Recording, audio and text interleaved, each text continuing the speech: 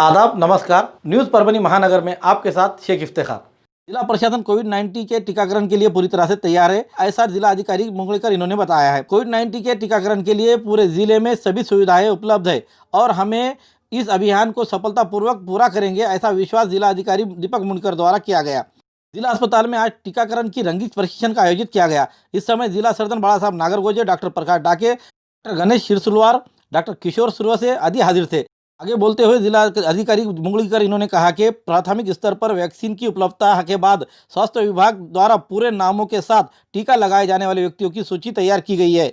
उन्होंने ये भी कहा कि इस अभियान को सभी चरणों में संबंधितों तक पहुंचाकर सफल बनाया जाएगा। सरकार ने कोविड-19 के टीकाकरण के लिए उपयुक्त एहतियाती कदम उठाए हैं। इसमें मुख्य रूप से व्यक्ति को टीका लगाने के लिए आमंत्रित किया जाता है। उन व्यक्तियों को पहचान पत्र के साथ 2 स्तरीय सत्यापन प्रवेश करते समय पुलिस या फिर सुरक्षा कर्मियों के द्वारा इसकी पूरी जांच की जाएगी। इसके बाद ही संबंधित व्यक्ति को टीकाकरण के लिए जाने दिया जाएगा। टीकाकरण केंद्र में भर्ती होने के बाद टीकाकरण से पहले पुनः वैक्सीनेटर के पहचान पत्र को सत्यापित किया जाएगा। ऑनलाइन पंजीकरण भी किया जाएगा। सरकार ने पूरे अभियान में कदम से कदम उठाने के निर्देश जारी किए हैं। इस अभियान में पहले चरण में काम करने वाले सभी लाभार्थियों को टीकाकरण करने की योजना है। टीकाकरण केंद्र में 3 कोशिकाएं स्थापित की गई है। इसमें वेटिंग रूम, टीकाकरण कक्ष और अवलोकन कक्ष बनाया गया है। वॅक्सिनेशनची संपूर्ण तयारी करण्यात आलेली आहे। वॅक्सिनेशन करण्यासाठी लागणारं जे मनुष्यबळ आहे त्याचप्रमाणे लागणारे जे बूथ्स आहेत ते आयडेंटिफाय केलेले आहेत। आज आपण 4 ठिकाणी वॅक्सिनेशनची पूर्ण तयारी करून ड्राय रन घेतलेला आहे।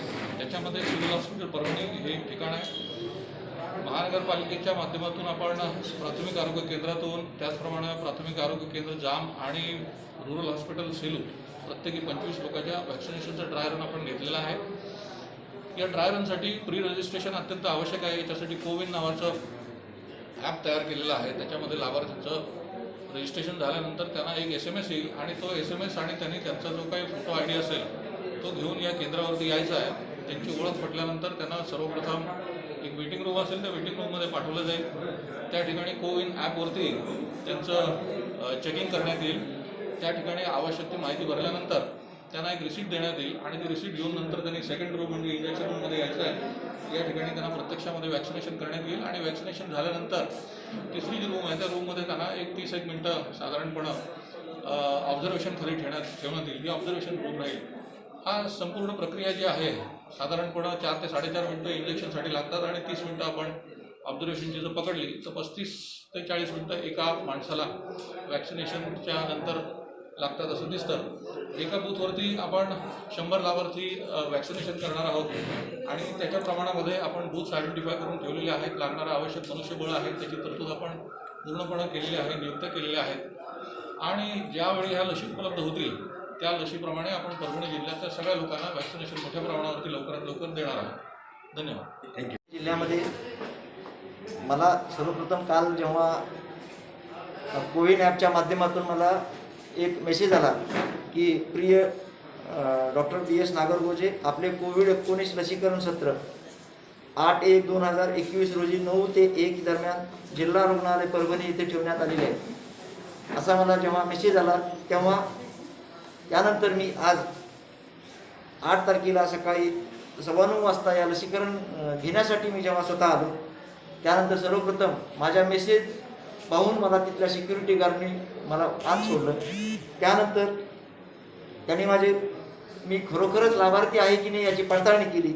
त्यासाठी त्यांनी माझा मेसेज पाहिल्यानंतर त्यांनी माझा आधार कार्डच्या यानुसार खातरजमा करून घेतली आणि ते आधार कार्ड त्यांनी मोबाईलमध्ये नोंद केल्यानंतर मला एक OTP मिळाला आणि OTP मिळाल्यानंतर जेव्हा त्यांना खात्री झाली किंवा मी खरोखरच लाभार्थी आहे तेव्हा त्यांनी त्याच्यानंतर मला त्यांनी लसीकरणच्या रूममध्ये पाठवण्यात आलं। लसीकरण रूममध्ये मला पाठवण्यात आल्यानंतर तिथल्या सिस्टरांनी मला लसीकरणाचा इंजेक्शन डोस दिला। त्यानंतर लागलीच मला एक मेसेज असा आला की प्रिय डॉक्टर BS नागरगोजे अभिनंदन, आपल्याला कोविड-19 लसीचा पहिला डोस जिल्हा रुग्णालय परभणी येथे 8/1/2021 रोजी 9:50 वॅक्सिनेटर श्रीमती राणी गायकवाडद्वारे यशस्वीरित्या देण्यात आलेला आहे। लसीकरणापश्चात कोणत्याही चौकशीसाठी त्यांनी त्यांचा हेल्पलाईनचा नंबर दिला आणि मला त्यांनी अर्धा तास अंडर ऑब्झर्वेशन ठेवून घेतलं आणि अर्ध्या तासापर्यंत मला कुठल्याही प्रकारचे काही त्रास झाला नसल्याची खातर जमा झाल्यानंतर तिथल्या स्टाफनी मग मला सोडण्यात आलं. धन्यवाद. परभनी तहसील के मुरम्बा गांव शिवार से 5 किलोमीटर दूर तक क्षेत्र के पोल्ट्री मुर्गियां खरीदी बिक्री परिवहन बाजार भरना या मेला और प्रदर्शनियों पर प्रतिबंध लगाया गया है। मुरम्बा गांव को भी एक प्रतिबंधित क्षेत्र घोषित किया गया है और मुरम्बा गांव में यातायात अगले आदेश तक प्रतिबंध कर दिया गया है। ऐसा आदेश कलेक्टर दीपक मुगलीकर द्वारा जारी किया गया है। परभनी तहसील में मौजे मुरम्बा शिवार में मुर्गियों की मौत हो गई है। वो मौत किस कारण हुई है अभी तक पता नहीं चल पाया है, इसलिए इस अज्ञात बीमारी का जिले के अन्य स्थानों पर फैलने की संभावना से इनकार नहीं किया जा सकता। एहतियाती उपाय के रूप में मौजे मुरम्बा में सर्वेक्षण कार्य पूरा होने तक गांव में पशुओं की खरीदी बिक्री परिवहन बाजार और मेला प्रदर्शनी और आवाजाही को रोकना आवश्यक है। इसी के अनुसार जिला कलेक्टर दीपक मुगलीकर इन्होंने संक्रामक और संक्रामक बीमारी की रोकथाम और नियंत्रण अधिनियम 2009 और अधिनियम योजना के तहत प्रतिबंध नियंत्रण और नियंत्रण की कार्रवाई के लिए प्रतिबंध लगा दिया है। संशोधित 2021 ये भी आदेश में उल्लेख किया गया है। जिले की मशहूर शख्सियत स्वर्गीय Rashid engineer memorial trophy 9A इनके नाम से साइड फुटबॉल टूर्नामेंट 2021 प्रतियोगिता का आयोजन आज 8 जनवरी शुक्रवार के रोज आयोजित खंडोबा बाजार स्थित doctor Zakir Hussain high school ground मैदान पर उद्घाटन कर खेल की शुरुआत की गई। इस समय उद्घाटक के तौर पर मोहम्मद सलीम सेठ उन्हीं के हाथों से पहले प्रतियोगिता का टॉस किया गया। इस समय इस खेल के संयोजक मोहम्मद इकबाल सर, इरफान सर के अलावा Bashir sir, Rizwan sir, Noman sir, Rashid sir, Sheikh Sohail अन्य मान्यगण मौजूद थे। प्रतियोगिता को रखने का उद्देश्य बताते हुए मोहम्मद इकबाल सर ने कहा कि कोविड-19 कोरोना महामारी के चलते सभी खेलों में पूर्ण विराम यानी स्टॉप लगा दिया गया था, जिसके कारण खिलाड़ियों में निराशा बढ़ती हुई नजर आ रही थी। उनकी निराशा दूर करते हुए उनकी हिम्मत और खुशी और उनको बरकरार रखने के लिए खिलाड़ियों को फिर से मैदान में उतारने के हेतु को रखते हुए ये प्रतियोगिता ली गई है और उसी के तहत ये रखी गई है। उसी के साथ साथ स्वर्गीय रशीद इंजीनियर मेमोरियल ट्रॉफी इस नाम से ये प्रतियोगिता क्यों रखी गई है इसकी जानकारी बशीर सर इन्होंने दी।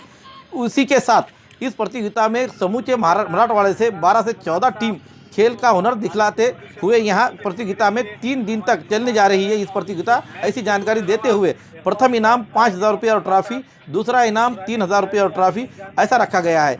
इसमें बाहर से आई हुई टीमों के लिए खाने का इंतजाम आयोजक की ओर से किया गया है। ये है तो एक बाहर के टीम्स है, परवनी के कुछ टीम्स है, एक कोरोना की वजह से जो लोग प्लेयर्स है उनका बंद हो गया था खेलना 8 महीने से, उनको एक जगह जमा करके उनके उसके अंदर एक्टिविटीज़ और आगे बढ़ाने के लिए ये एक टूर्नामेंट रखा गया है। ये और जिसका फर्स्ट प्राइज़ है 5,000, सेकंड प्राइज़ है 3,000। ये Rashid engineer memorial football knockout tournament है और हम इसका वो करेंगे, चाहेंगे इंशाल्लाह कि टूर्नामेंट अच्छा हो, पब्लिक को मज़ा लुत्फ़ उठाए इसका और प्लेयर्स भी अच्छा खेल के अपने गेम्स का अच्छा मुजाहरा करें। कोरोनामुळे जे तितके 7-8 महिन्यापासून खेळाडूंचे खेळ स्पर्धा सगळे बंद झाले होते आणि खेळाडूमध्ये एक नर्वस सिस्टम येऊ लागले।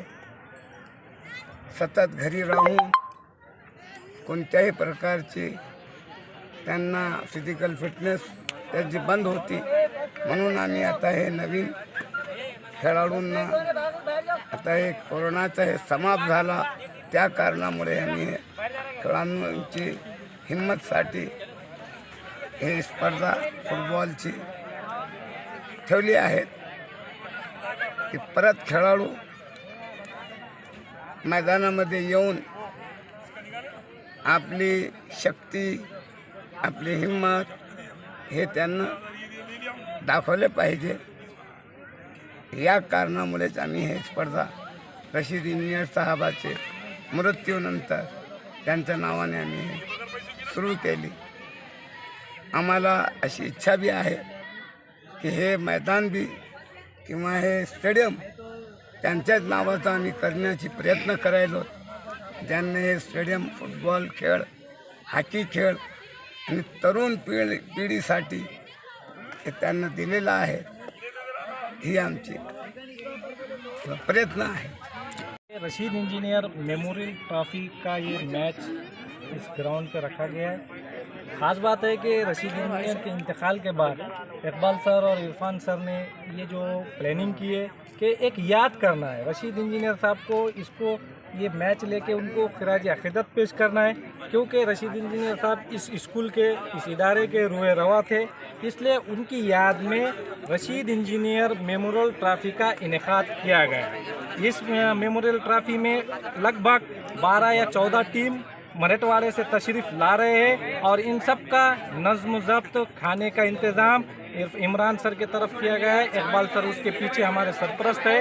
हमारा मकसद है कि रशीद इंजीनियर साहब के जो ख्यालात है, कौमी एकजुटती है, उसको बढ़ावा देना है. इस मकसद के लिए रशीद इंजीनियर मेमोरियल ट्रॉफी का ये मैच इनेकाद किया गया. लगभग ये 3 दिन चलेगा और ये 3 दिन के बाद जो फाइनल मैच हुआ उनको तकसीमी इनामात भी दी जाएंगे, उनको ट्रॉफियों से भी नवाजा जाएगा. इस तरह का इत्तला हमारे रूए रवा इस खेल के मैदान के इकबाल सर ने मुझे दी है. Subscribe now and press the bell icon. Never miss an update. जिले की मशहूर शख्सियत स्वर्गीय Rashid engineer memorial trophy 9A इनके नाम से साइड फुटबॉल टूर्नामेंट 2021 प्रतियोगिता का आयोजन आज 8 जनवरी शुक्रवार के रोज आयोजित खंडोबा बाजार स्थित doctor Zakir Hussain high school ground मैदान पर उद्घाटन कर खेल की शुरुआत की गई. इस समय उद्घाटक के तौर पर मोहम्मद सलीम सेठ उन्हीं के हाथों से पहले प्रतियोगिता का टॉस किया गया. इस समय इस खेल के संयोजक मोहम्मद इकबाल सर, इरफान सर के अलावा Bashir sir, Rizwan sir, Noman sir, Rashid sir, Sheikh Sohail अन्य मान्यगण मौजूद थे. प्रतियोगिता को रखने का उद्देश्य बताते हुए मोहम्मद इकबाल सर ने कहा कि कोविड-19 कोरोना महामारी के चलते सभी खेलों में पूर्ण विराम यानी स्टॉप लगा दिया गया था, जिसके कारण खिलाड़ियों में निराशा बढ़ती हुई नजर आ रही थी. उनकी निराशा दूर करते हुए उनकी हिम्मत और खुशी और उनको बरकरार रखने के लिए खिलाड़ियों को फिर से मैदान में उतारने के हेतु को रखते हुए ये प्रतियोगिता ली गई है और उसी के तहत ये रखी गई है. उसी के साथ साथ स्वर्गीय रशीद इंजीनियर मेमोरियल ट्रॉफी इस नाम से ये प्रतियोगिता क्यों रखी गई है, इसकी जानकारी बशीर सर इन्होंने दी. उसी के साथ इस प्रतियोगिता में समूचे मराठवाड़े से 12 से 14 टीम खेल का हुनर दिखलाते हुए यहाँ प्रतियोगिता में 3 दिन तक चलने जा रही है इस प्रतियोगिता. ऐसी जानकारी देते हुए प्रथम इनाम 5,000 रुपये और ट्रॉफी, दूसरा इनाम 3,000 रुपये और ट्रॉफी ऐसा रखा गया है. इसमें बाहर से आई हुई टीमों के लिए खाने का इंतजाम आयोजक की ओर से किया गया है. ये है तो एक बाहर के टीम्स है, परवनी के कुछ टीम्स है. एक कोरोना की वजह से जो लोग प्लेयर्स है उनका बंद हो गया था खेलना 8 महीने से, उनको एक जगह जमा करके उनके उसके अंदर एक्टिविटीज़ और आगे बढ़ाने के लिए ये एक टूर्नामेंट रखा गया है. ये और जिसका फर्स्ट प्राइज़ है 5,000, सेकंड प्राइज़ है 3,000. ये Rashid engineer memorial football knockout tournament है और हम इसका वो चाहेंगे इंशाल्लाह कि टूर्नामेंट अच्छा हो, पब्लिक को मज़ा लुत्फ़ उठाए इसका और प्लेयर्स भी अच्छा खेल के अपने गेम्स का अच्छा मुजाहरा करे. करोना मुळे जे तितके 7-8 महिन्यापासून खेळाडूंचे खेळ स्पर्धा सगळे बंद झाले होते आणि खेळाडूमध्ये एक नर्वस सिस्टम येऊ लागले. सतत घरी राहून कोणत्याही प्रकारची त्यांना फिजिकल फिटनेस त्याची बंद होती. म्हणून आम्ही आता हे नवीन खेळाडूंना आता हे कोरोनाचा हे समाप्त झाला त्या कारणामुळे आम्ही हे खेळाडूंची हिम्मतसाठी हे स्पर्धा फुटबॉलची ठेवली आहेत की परत खेळाडू मैदानामध्ये येऊन आपली शक्ती, आपली हिम्मत हे त्यांना दाखवले पाहिजे.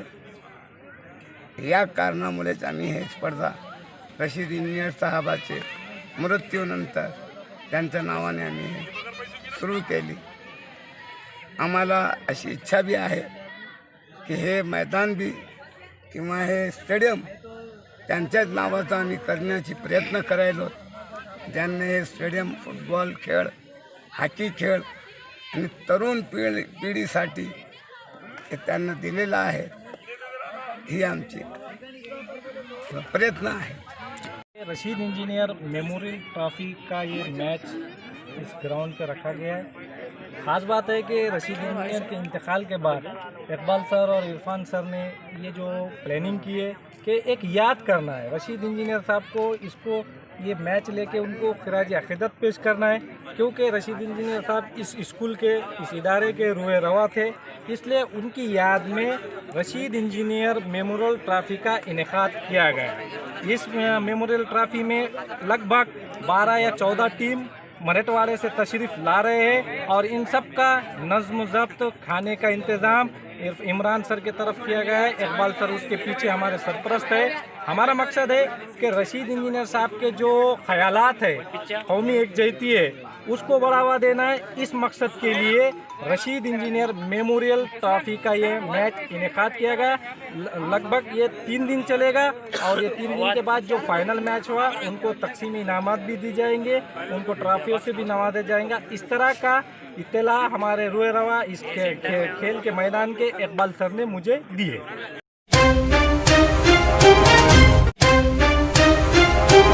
परभणी के नारायणपेट में चोरी के अपराध से जुड़ा अपराधी अंबादास मानिकराव जगाड़े परभणी के राष्ट्रपूजा देवी मंदिर के इलाके में रहने की जानकारी मिलने पर वहां जाल बिछाकर अपराधी को हिरासत में लेते हुए आपराधिक जांच करने पर उसके घर से चोरी किए गए हुए सोने के झुंबर जिसके 5 जोड़ जिसकी अंदाजा कीमत 1,53,700 बताई जा रही है, सामान जब्त कर अपराधी को नारायणपेट पुलिस थाने के हिरासत में दिया गया है. ये कार्रवाई एसपी जयंत मीना इनके मार्गदर्शन पर परीक्षाधीन डीवाईएसपी बापूराव धड़स, पीएसआई विश्वास खोले, पीएसआई चंद्रकांत पवार, पुलिसकर्मी सुग्रीव केंद्रे, नीलेश भुजबल, यशवंत वाघमारे, अजहर पटेल, राहुल चिंसाने, दीपक मुदिराज, शंकर गायकवाड़, विष्णु भिसे इनके पदक ने की है. ग्राम पंचायत चुनाव प्रक्रिया में नियुक्त अधिकारी का खून या फिर हादसा. फिलहाल सभी जगह ग्राम पंचायत चुनाव की धूमधाम चल रही है. ग्राम इलाके के चुनाव बड़े ही जोखिम वाले और जिम्मेदारी के होते हैं. परभणी के तहसील पूर्णा स्थित बीएंडसी विभाग के अभियंता पीएस मोरे इनकी चुनाव सेवाएं देने के लिए नियुक्त किया गया था. नामांकन वापस लेने की आखिरी तारीख 5 जनवरी थी. ड्यूटी पर रहते हुए नामांकन पत्रों की जांच के दौरान तनाव अधिक था. उसी रात को घर के रास्ते पर पूर्णा नदी के पुल के नीचे इंजीनियर पांडुरंग मोरे इनकी लाश संदिग्ध तौर पर खून में भरी हुई हालत में पाई गई. चुनाव के तनाव में ये मामला हुआ है या नहीं, ऐसा शक जताया जा रहा है. इसकी जांच की जाए, जो दोषी है उन पर कानूनी कार्रवाई की जाए. ऐसा नहीं किया गया तो doctor Baba Saheb Ambedkar national association of engineer जिला शाखा परभणी की ओर से प्रशासन के खिलाफ आंदोलन किया जाएगा. ऐसा निवेदन परभणी पुलिस अधीक्षक और जिला अधिकारी को दिया गया है. इस निवेदन पर इंजीनियर सरदार चंदा सिंह, इंजीनियर भारत कुमार कानिंदे, इंजीनियर भारत डोली, इंजीनियर विश्वनाथ शिंदे, गोपीनाथ कांबळे, जिला परिषद अभियंता संगठना के अध्यक्ष मोहन बुड़गे, जिला परिषद अभियंता संगठना के महासचिव सुभाष धारासुरकर, SD बंडे, VV लाशिनकर, AL Shelke, SS हागदळे, SS रोडे, अण्णासाहेब तोडे आदि के हस्ताक्षर है. जिल्हाधिकारी व माननीय पोलीस अधीक्षक यांना आमचे एक सहकारी बंधू अभियंता पांडुरंगजी मोरे हे इलेक्शनच्या ड्युटीवर कार्यरत असताना ज्या दिवशी फॉर्म व्हॅलिड वैध आणि अवैध करायचा दिवस असतो त्यामध्ये एका गावच्या फॉर्ममध्ये काही त्रुट्या निघाल्या आणि त्या त्रुट्या निघाल्यानंतर त्या लोकांनी त्रुट्या का काढल्या म्हणून त्यांना आरेरावीची भाषा, त्याच्यावर दमदाटी किंवा त्याच्यावर फार प्रेशर आणण्याचा प्रयत्न केला. आणि पांडुरंगजी मोरे हा एक सरळसोट माणूस आणि कायद्याच्या चाकुरीत राहून काम करणारा माणूस होता आणि त्यांनी काही कागदाची पूर्तता न केल्यामुळे त्यांचे फॉर्म अवैध झाले आणि हा राग मनात धरून त्यांना त्याच ठिकाणी काही लोकांनी शिवीगाळ केली. आणि आमच्या काही सहकार्याचं किंवा बांधवांचं असं म्हणणं आहे की ड्युटीचा कार्यकाल संपल्यानंतर त्यांना बाहेर कार्यालयाच्या बाहेरसुद्धा शिवीगाळ केली. या सगळ्याचा मनस्ताप त्याच्यावर झाला असावा किंवा एखाद्यावर ह्याच जी लोक ज्यांचे फॉर्म अवैध झालेत किंवा अवैध ठरवल्या गेले काही त्रुटीमुळे त्यांनी एखाद्या वेळेस रागाच्या भरात येऊन किंवा एका विशिष्ट अशा हेतूने त्यांच्यावर हल्ला केला असावा किंवा एखादा ह्या सगळ्या गोष्टीचा मनस्ताप झाल्यामुळे त्यांनी एखाद्या वेळेस आत्महत्या करू शकतात. तरी आम्ही माननीय जिल्हाधिकारी आणि पोलीस अधीक्षक साहेबांना अशी विनंती करते की तुम्ही दोन्ही बाजू पडताळून पहा. जर या ताणतणावामुळे जर त्यांनी जर आत्महत्या केली असावं तर त्या आत्महत्येला कोण कारणीभूत आहे आणि जर त्यांचे हत्या झाली असेल तर ते मारेकरी शोधून काढावे आणि त्यांना कठोरात कठोर शिक्षा व्हावी. या निमित्तानं आम्ही सगळे कर्मचारी सार्वजनिक बांधकाम विभागाचे कर्मचारी प्रतिनिधी, जिल्हा परिषदचे आणि आमच्या डॉक्टर बाबासाहेब आंबेडकर इंजिनियर्स असोसिएशनचे आणि वंचित आघाडीचे सगळे कार्यकर्ते आम्ही इंजिनियर्स इथं या निमित्ताने एकत्र आलेलो आहोत आणि आम्ही सर्वांनी मिळून निवेदन दिलेलं आहे. पूर्ण तहसीलमध्ये निवडणूक निर्णय अधिकारी म्हणून श्री मोरे यांना शाखा अभियंता यांना नियुक्त केले होते. कर्तव्य बजावत असताना ज्या दिवशी ग्रामपंचायत निवडणुकीचे अर्ज वापस घेण्याची तारीख होती त्या दिवशी तिथं काहीतरी तणाव निर्माण झाला. त्या तणावाच्या अनुषंगानं श्री मोरे हे दुसऱ्या दिवशी मृतावस्थेत सापडले. त्यांचा मृतदेह रक्तबंबाळ अवस्थेमध्ये एका पुलाच्या खाली सापडला आहे. त्याच्यामुळं त्यांचा मृत्यू हा घातपात आहे का आत्महत्या आहे याच्याबद्दल मोठा संशय निर्माण झाला असून त्या घातपाताची किंवा आत्महत्येची चौकशी करण्यात यावी यासाठी आम्ही माननीय पोलीस अधीक्षक साहेबांना सर्व अभियंत्यांच्या वतीने, याच्यामध्ये जिल्हा परिषदचे अभियंते आहेत, सार्वजनिक बांधकाम विभागाचे अभियंते आहेत, बाणाई संघटनेचे अभियंते आहेत, आम्ही साहेबांना विनंती केली की बाबा ही आत्महत्या असेल तर आत्महत्या त्यांना का करावी लागली, त्याच्या मागची पोझिशन काय स्थिती निर्माण झाली त्याबद्दल चौकशी करावी आणि जर ही हत्या असेल तर हत्या कोणी केली याच्याबद्दल नियमानुसार कारवाई करण्यात यावी याबद्दल आम्ही साहेबांना आग्रही विनंती केलेली आहे. माननीय पोलीस अधीक्षक साहेबांनी अतिशय आत्मीयतेनं आमची म्हणणे ऐकून घेतली आणि सर्वोत्तम अधिकाऱ्यांकडं या घटनेचा तपास देऊ असे साहेबांनी आम्हाला आश्वासित केलेले आहे. न्यूज़ परभनी महानगर ये आपको किस तरह दिखाई दे रहा है और किस तरह पसंद आ रहा है, इसके लिए लाइक करें, शेयर करें, कमेंट्स करें, सब्सक्राइब करना ना भूलें.